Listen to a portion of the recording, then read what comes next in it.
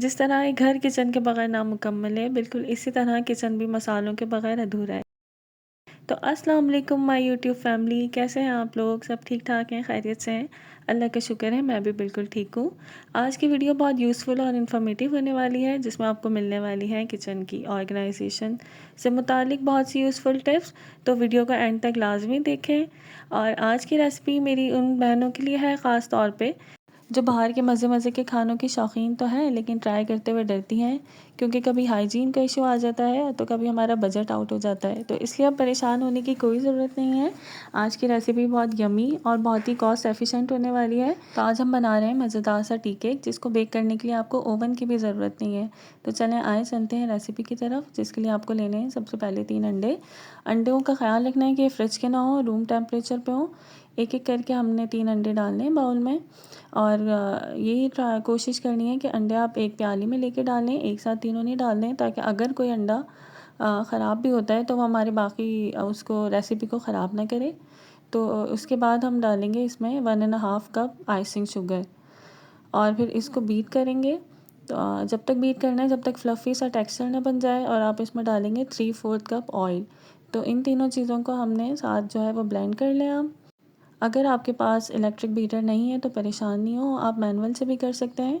हाँ, बस ये ज़रूर होगा कि आपको थोड़ा सा मेहनत ज़्यादा लगेगी। और अगर इलेक्ट्रिक है तो वो आपका काम जल्दी हो जाएगा।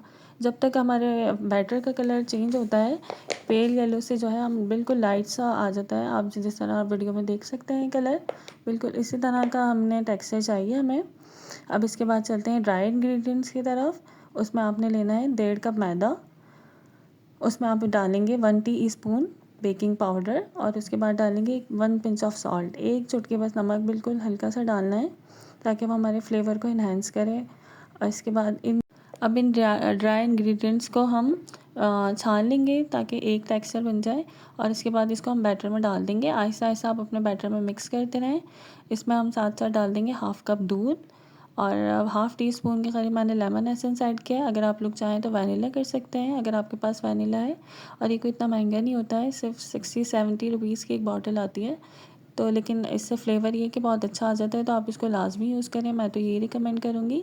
इसके साथ ही हमने पैन को ग्रीस कर लिया है और अपने बैटर को पैन में डाल दिया है। इसके बाद आप एक पतीले को, जिसमें भी आपने बेक करना है, तो उसको प्री हीट कर लें कम से कम 5 से 10 मिनट, ताकि वो अच्छे से गर्म हो जाए और हीट जो है वो उसमें अंदर ही रहे। फिर हम उसको लिड को अच्छे से टाइटली कवर कर दें और कोई हो सके तो कोई हैवी वेट रख दें, ताकि उसकी स्टीम बाहर ना निकले। तकरीबन 40 टू 45 मिनट्स में हमारा केक अच्छे से बेक हो जाएगा। फ्लेम का आपने ख़ास ख्याल रखना है, उसको मीडियम टू लो पे ही रखना है, मीडियम से जो हल्का करके लो पे रखना है।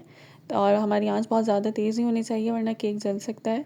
और इसके लिए मैं आपको यही रिकमेंड करूँगी कि आप जिस भी पॉट में बेकिंग कर रहे हैं, जिस भी पतीले में, तो आप उसको बेकिंग के लिए ही रखें और किसी उसमें इस्तेमाल नहीं करें, क्योंकि बेकिंग से जो है वो पतीला हमारा ख़राब हो जाता है। अक्सर लोग यही कहते हैं कि आप कर सकते हैं और पतीला ख़राब नहीं होता, लेकिन पतीला ख़राब हो जाता है, क्योंकि जब हम हाई हीट पे कर रहे होते हैं तो वो जल भी जाता है। तो इसलिए आप ये ख़्याल रखना है आपको कि जो भी आपका बेकिंग पॉट है, जिस भी बर्तन में आप बेक कर रहे हैं, तो उसको खाली बेकिंग के लिए ही रखें।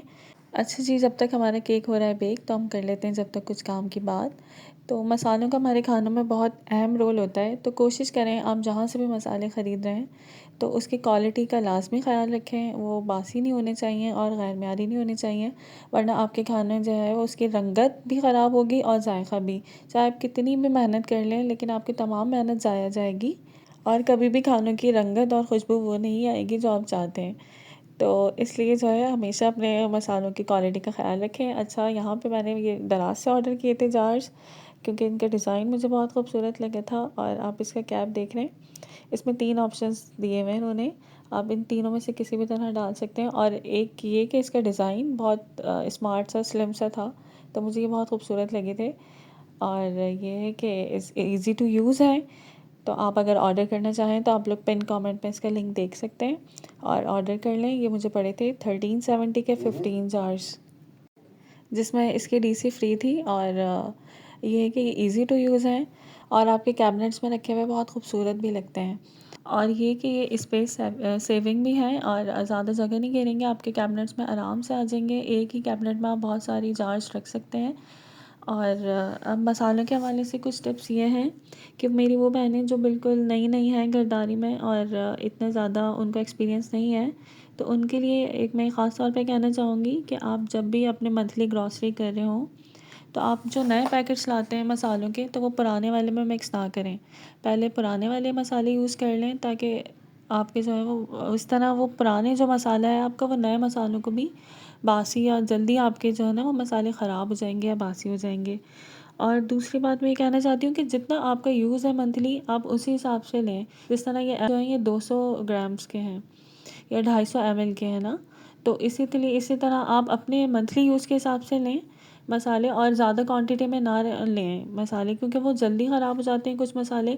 और साबुत मसाले जो हैं हमारे, वो तो काफ़ी अरसे तक चल जाते हैं। लेकिन कोशिश करें कि आप हर मंथली ग्रॉसरी में ही मसाले के पैकेट्स या जहाँ से भी आप लेते हैं, तो वहीं से मंथली के हिसाब से ही परचेज़ करें और ज़्यादा पुराने मसाले इस्तेमाल ना करें। और एक और बात मैं ये ऐड करना चाहूँगी कि कुछ स्पाइसेस खाने में हम रोस्ट करके और ग्राइंड करके इस्तेमाल करते हैं, तो आप उनको पहले से ही रोस्ट करके ग्राइंड कर लें, जैसे ज़ीरा, साबुत धनिया और काली मिर्चें, गरम मसाला। तो हम खुद ही ना घर में पहले से अगर हम स्पाइसेस को उनको ग्राइंड करके रोस्ट करके रख लेते हैं, और वो बहुत सारे खानों में इस्तेमाल हो रहे होते हैं, जैसे कढ़ाई वगैरह, तो अगर हम उसको वो कर लेंगे, तो इस तरह हमारे टाइम की भी बचत हो जाएगी और एकदम से हेक्टिक भी नहीं होगा, और आप जल्दी से अपना खाना प्रिपेयर कर लेंगे।